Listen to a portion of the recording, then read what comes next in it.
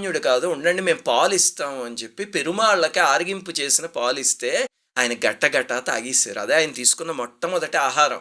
ఇంక అప్పటినుంచి ఆ దంపతులే రోజు పాలిస్తూ ఉంటే, ఒకసారి ఆ మహనీయుడికి సంతోషం కలిగి ఆ ముసలి జంటతో సరే మీకు సంతానాన్నిస్తున్నాను అని చెప్పారు.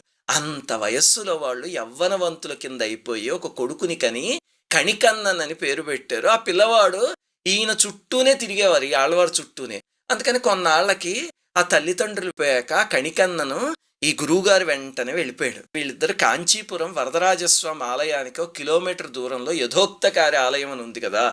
అక్కడ ఉన్నప్పుడు ఒక ముసలి అవ్వ వీళ్ళకి శుశ్రూషలు చేసింది.